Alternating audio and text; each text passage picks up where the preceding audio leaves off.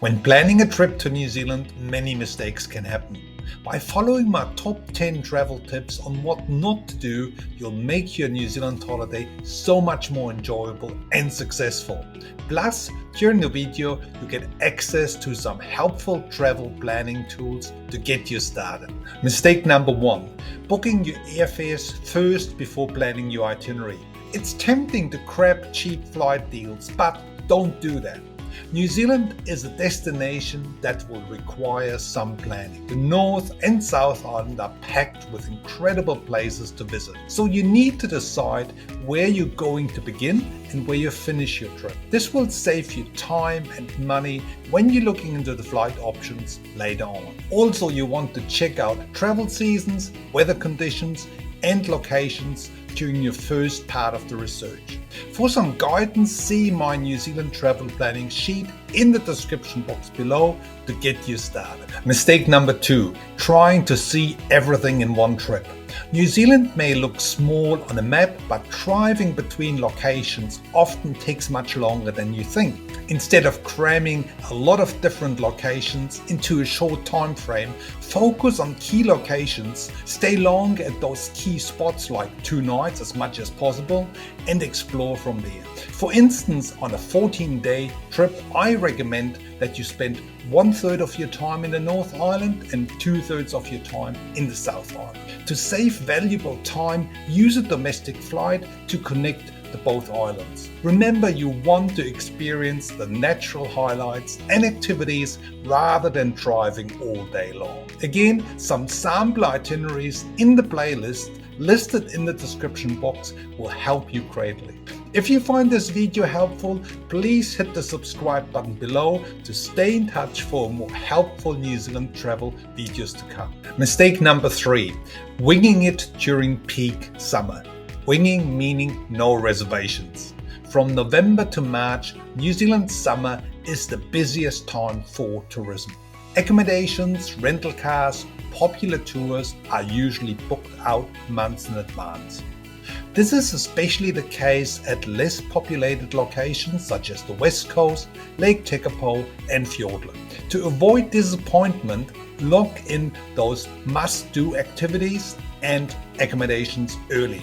If you're hard to set on a scenic train ride, on whale watching Kaikoura or hiking a great walk, make those reservations once you have laid out your overall itinerary. Arrange your transportation and accommodations especially early. And if you prefer to be spontaneous, consider traveling during the shoulder seasons such as October, April, May for fewer crowds and better availability. Mistake number 4, exchanging your money into New Zealand dollars before you arrive.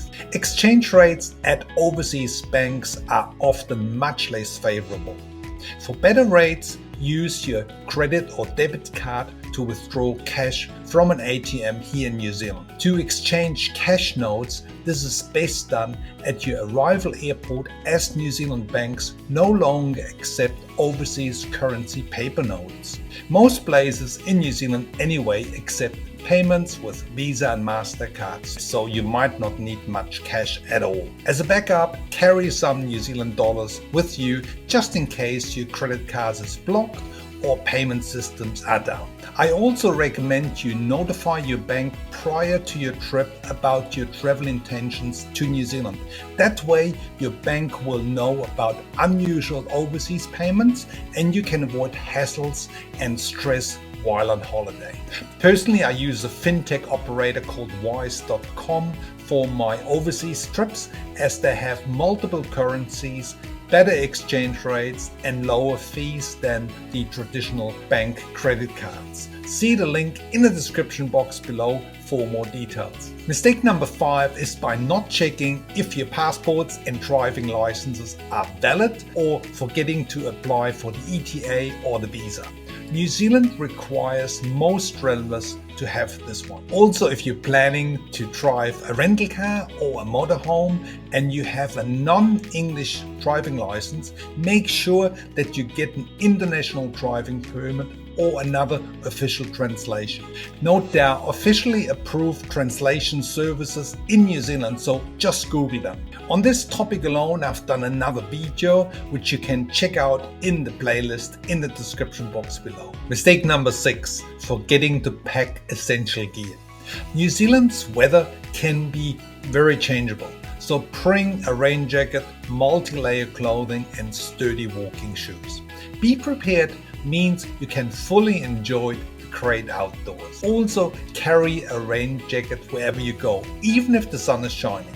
Sunglasses and a sun hat and a water bottle are also essential. Remember, we are talking about 4 seasons in one day here in New Zealand, which can be a typical day for this island nation.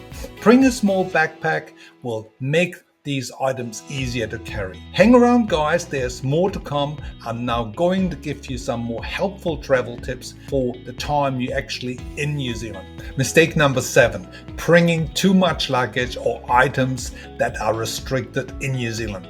New Zealand customs is very strict about biosecurity, so do not bring any fresh food, dirty shoes or camping gear that hasn't been cleaned before.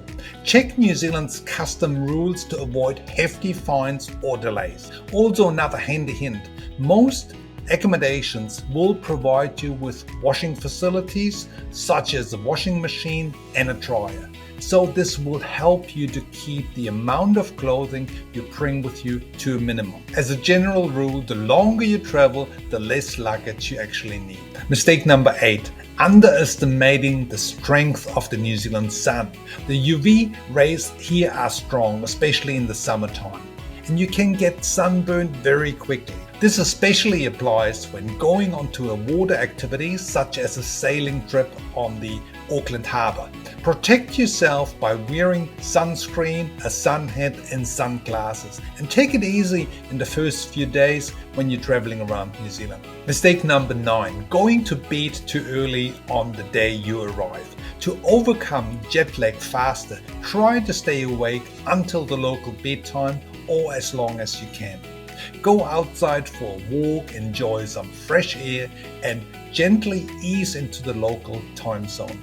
It will take a few days for you to adapt to the new time zone. Mistake number 10, leaving behind luggage, chargers or clothing items when traveling around. It happens more than you think.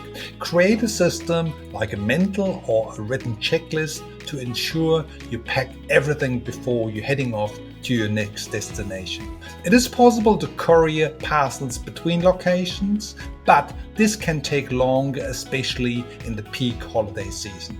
I really hope these top 10 tips are helpful for your trip of a lifetime. Check out this travel planning video up here, as well as the playlists in the description box below. See you in the next video.